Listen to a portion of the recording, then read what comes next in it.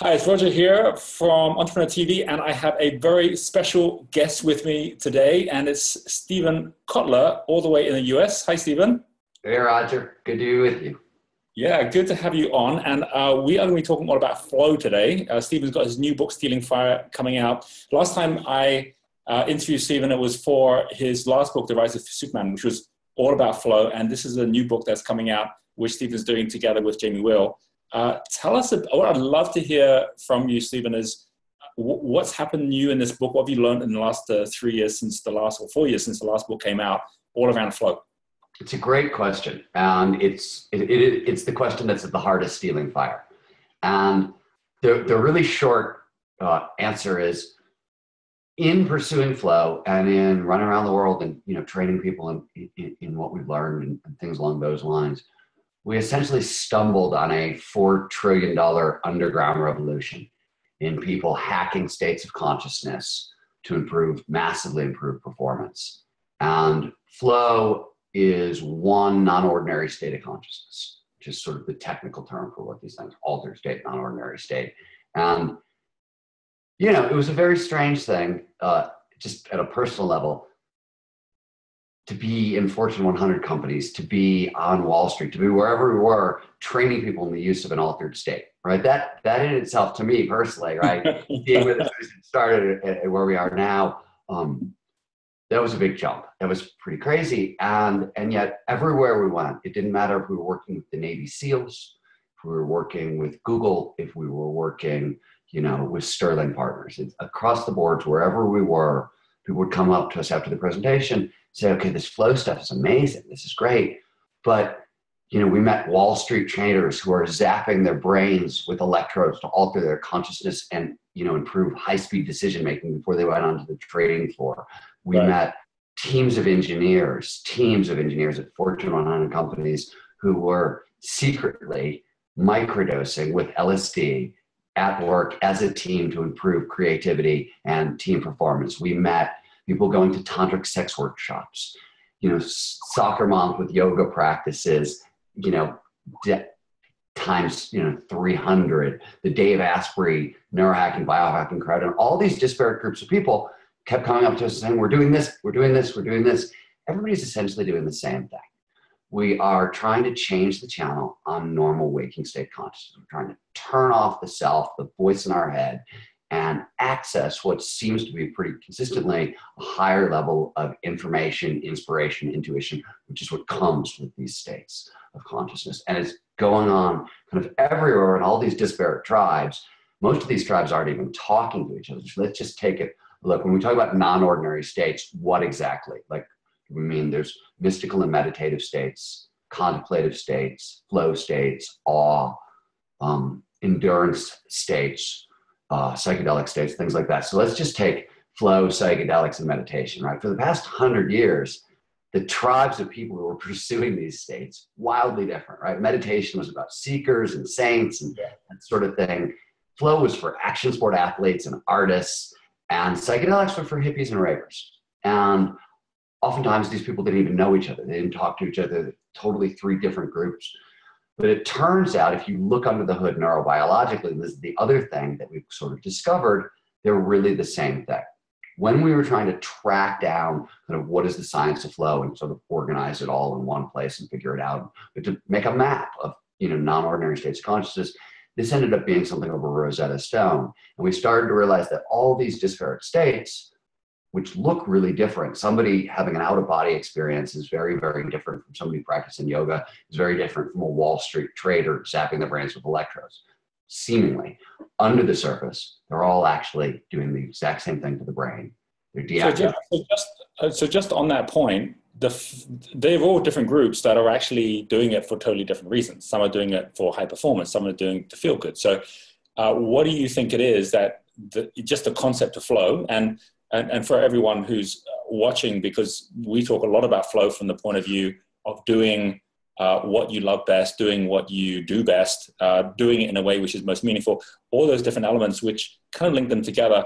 What did you find around that whole area of what it is within humans that actually make them gravitate towards flow or want to achieve that flow in the first place? So it's a great question. And the answer is it's not just humans. And that's the place you got to start. So 10 to 15 years, perhaps you saw this. There was a cameraman, an Emmy Award-winning filmmaker named John Downer, set up a bunch of cameras off the coast of South Africa, underwater cameras. He had like cameras disguised as turtles and fish and robots. It's sort of like what the CIA would have done if they ever wanted to invade the Republic of Starkist, right? And he's hoping to get footage of dolphins in their natural environment, and he does. He potted dolphin comes along, they pick up a puffer fish off the bottom of the ocean floor, chew on it a little bit, and sort of spit it, throw it towards the next dolphin who catches it, does the same, until the puffer fish releases its nerve toxin, right, which is fatal in high doses. But in low doses for dolphins, it alters consciousness, it kicks them into a trance state. In the footage, they're like on the surface of the ocean, their snouts sticking out, big smiles on their faces, high as kites. And the footage went viral. It was all over the place. And people were like, oh my God, this is crazy. We've never seen anything like it. Dolphins getting high. Puff, puff, pass has a whole new meaning, right? The headlines had a blast. But turns out when we look, and a lot of scientists have looked over the past 10 years, pretty much every mammal and most birds have found a way to alter their consciousness one way or another. We see this with small children. They hyperventilate. They roll down hills. They spin in circles. You have, goats gobbling magic mushrooms, elephants get drunk, baboons use iboga, jaguars use ayahuasca, the list goes on and on and on. And the question has been, what the hell's going on? Why is this? Why, like intoxication, just like in humans, it's dangerous for animals, right? You've got carcasses of drunken birds litter highways, right? They get into some fermented bog water, drink up, and they're flying into car windows. There's a downside to this intoxication. What is it? And what researchers have discovered is that all animals, especially humans, get stuck in ruts. They can't problem solve their way out of it. And they can't raise up their consciousness to a high enough level to see past the problem. So we seek out ways to alter our consciousness because it is a de-patterning agent. It promotes lateral thinking. It helps us solve problems creatively.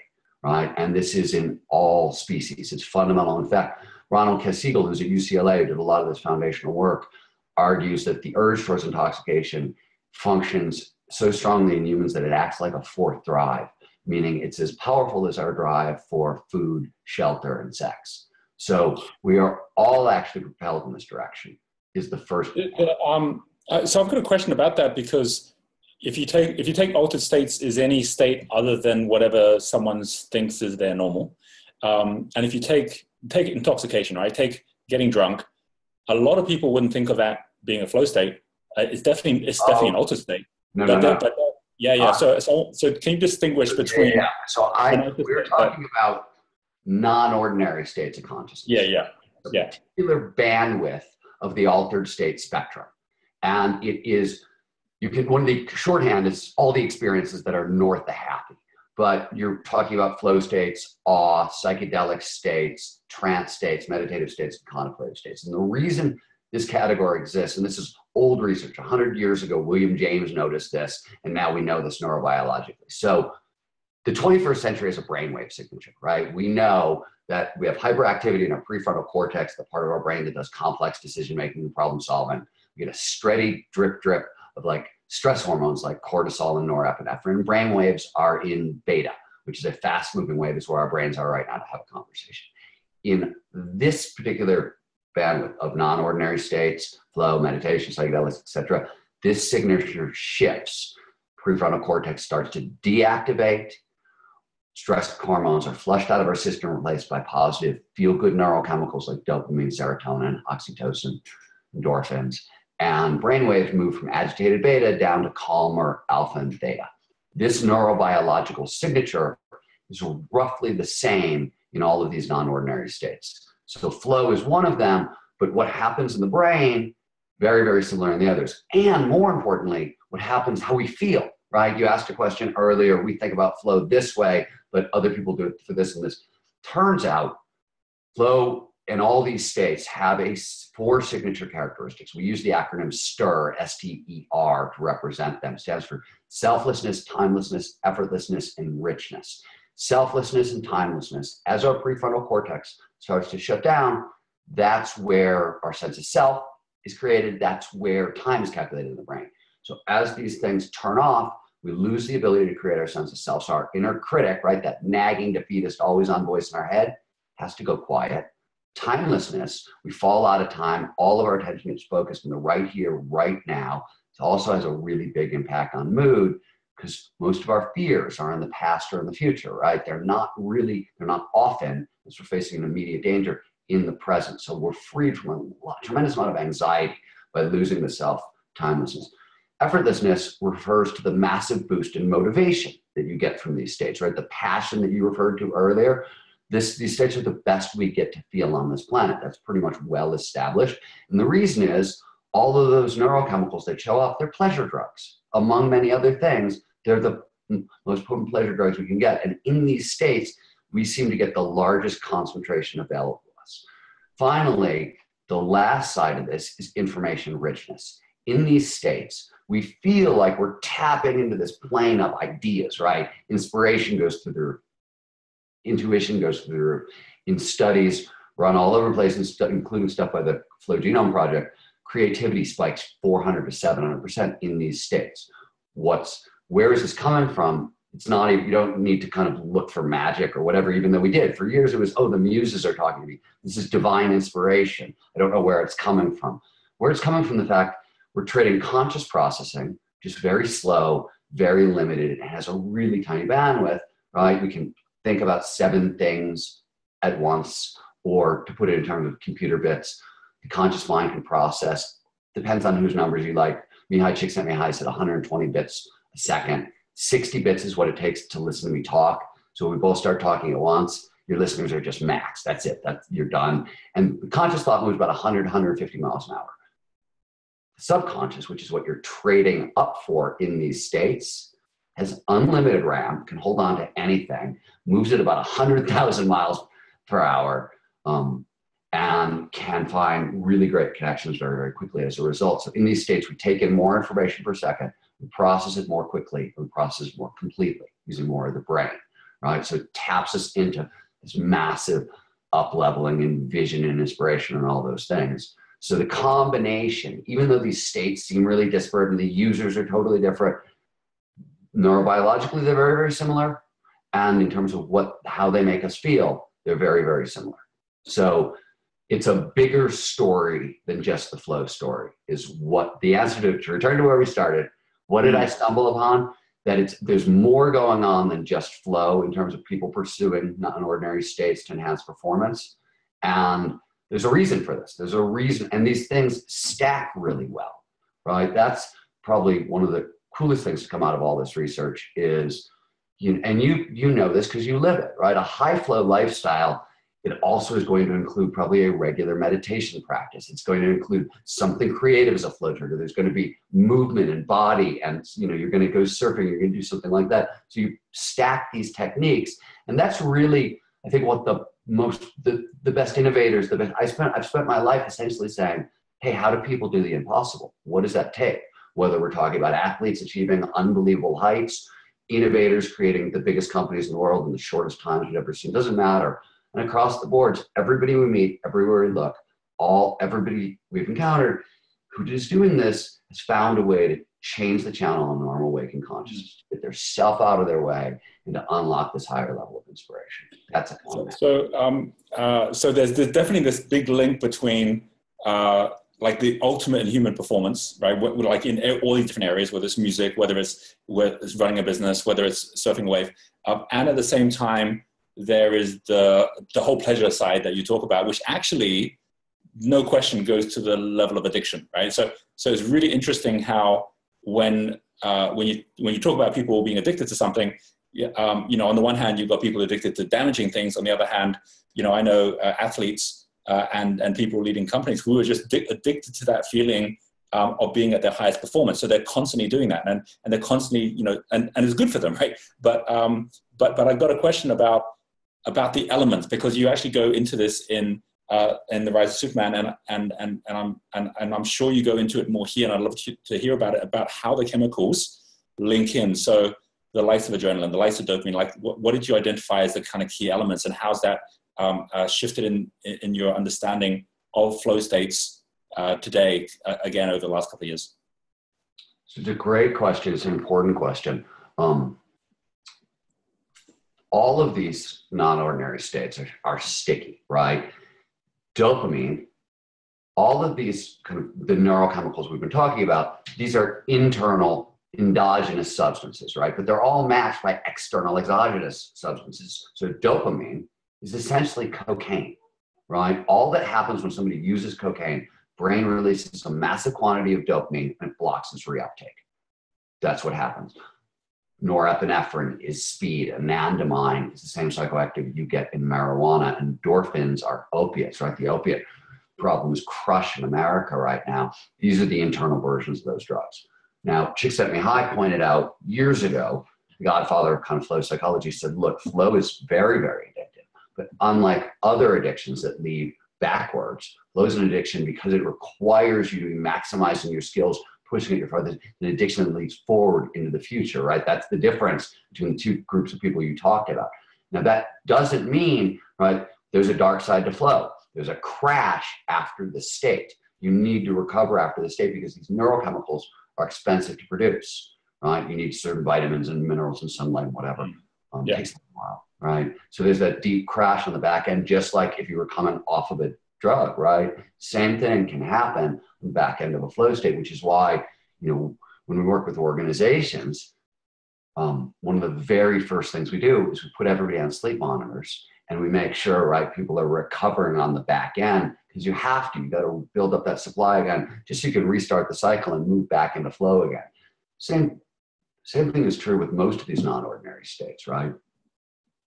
Historically, this is not, by the way, the very first time in history people have said, oh my God, non-ordinary states of consciousness, we should build a revolution around this, right? Has happened before. Whether it's mystical experiences or psychedelic, I mean, take your pick. We've been down this road before, and it has not often worked out so well. And, you know, hedonism is a real issue. There are also bigger issues like commercialization and militarization. Commercialization, it sounds really strange, but these same responses can be harnessed to sell you things. It happens all the time, right?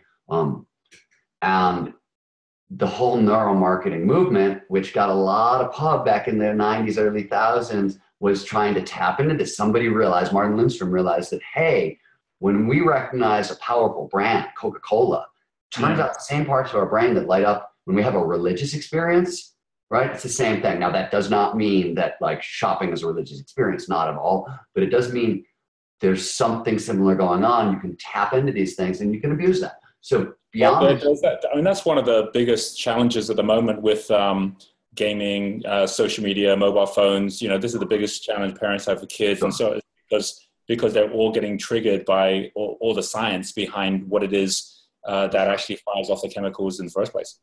What we believe with the Flow Genome Project is there are, and we talk about this a lot in Stealing Fire, there are right now 4 kind of emerging forces, changes in psychology, neurobiology, technology, and pharmacology that are, first of all these sciences have become information technology sciences in the past couple of years. So they've jumped on the back of Moore's Law. They're accelerating exponentially.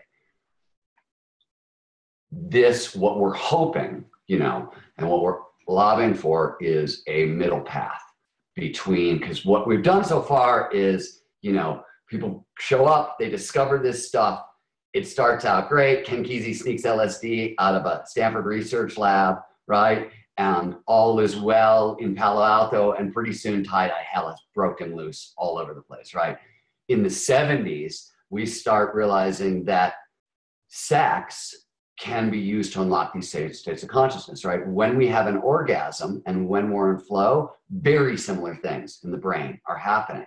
And when, more specifically, and there's tons of research backing this up, kinky sex really drives people into flow. In the BDSM community, they have specific terms for the flow states produced by it. And so there's a lot of research around this. In the 70s, they stumbled on this, right? Oh my God, sex is liberation. It's gonna And the end result of that is spiking rates of marital dissatisfaction and divorce, right? Like, doesn't always work so well. What we're hoping is that, one, the amount of information we're getting now is so exquisite, right? We can map and measure what's happening in our bodies and brains when we're experiencing the inexplicable. We can get these states on demand. We can get them at scale. And this allows us to do a lot. We can cut out the middleman, first of all, right? Because we can access these things ourselves. But what it really is we're starting to see we have choices. And that, let me give you a great example. Let's take a trauma. PTSD is probably the worst example of extreme trauma. You can think of 10 million Americans, or 10% of America, 1 out of 10 Americans suffer PTSD. It's 25 million Americans at once. It's the 27% of people with PTSD will end up killing themselves. The numbers are staggering. And over the past 3 to 4 years, there have been 3 different really critical sets of studies that have looked at 3 non-ordinary states of consciousness to treat the condition. The first was psychedelic research, right? They used MDMA on victims of child abuse, sexual abuse, and war trauma. This was done with MAPS and a psychologist named Michael Mithoefer. And they found 1 to 3 sessions of MDMA therapy was enough to significantly decrease or totally erase symptoms of PTSD. Amazing result. The early work was done almost 4 years ago, and the effects appear to be lasting. It was so good that MDMA therapy for PTSD is now into phase 3 trials in the United States, which means, right, FDA approval. It's about to go wide soon. We'll be able to get this as a medicine. And the FDA has said, oh, well, that's so powerful. Let's start studying MDMA for treatment of anxiety and depression. So really powerful treatment of trauma. A couple years after that, they redid the experiment. This time, instead of using a psychedelic substance, they replaced it with surfing. Surfing as a trigger for flow, very powerful flow trigger, and talk therapy. Same protocol. They put over 1,000 soldiers, Camp Pendleton, through this protocol, and they find after 5 weeks, you can get the same result. So a significant decrease or total erasure of PTSD symptoms. They redid it a couple years later with meditation, using mantra meditation, TM. And they found 4 weeks of mantra meditation produced the same results. So what I mean by, we now have options, right? And we understand these options. We understand why with the surfing, meditation, and psychedelics, and they've all managed to, tackle one of our worst challenges from a psychological standpoint. The difference is time and risk. How much risk are you willing to take, right? So you still have to take a psychedelic if you want it really, really quick, right? So short time span, higher risk. Surfing, a little less risk. You still have to get on board. You still have to get into the ocean. You have to deal with sharks and cuts and bruises and whatever, but safer, right? And then there's meditation. So with this new information, hopefully we understand that there are choices and there are ways to do this more safely and stack it and talk about it out loud and share what we know. And what we're advocating for is a giant open source approach, but a real open source approach, open source research approach. That's what we've been doing at the Flow Genome Project for the past 5 years as an open source research project into ultimate human performance. And that's kind of what we've been advocating for. That's how we think we can maybe steer down the middle this time and not blow ourselves up. But on a certain level, addiction management, which is a horrible thing to say, is part of the game. But the other thing is that nobody wants to talk about is, first of all, we have an urge towards intoxication, right? And secondly, almost everything we do, what we call a habit, we're getting addicted to feelings, right? Things that, and then we're laying that down. We sort of function by addiction. We have different names for it. Yeah. That's sort of how we're wired. So what we're just saying is, okay, if this is how we're wired, let's have, enough cognitive literacy to understand that and use it for our own benefit instead of getting, run over by it. Mm. Yeah. Yeah.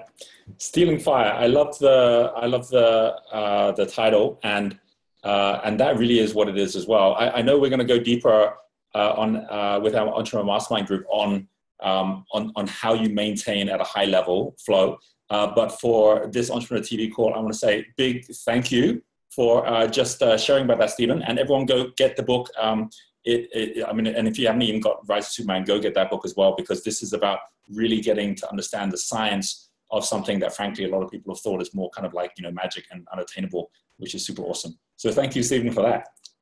My pleasure, Roger.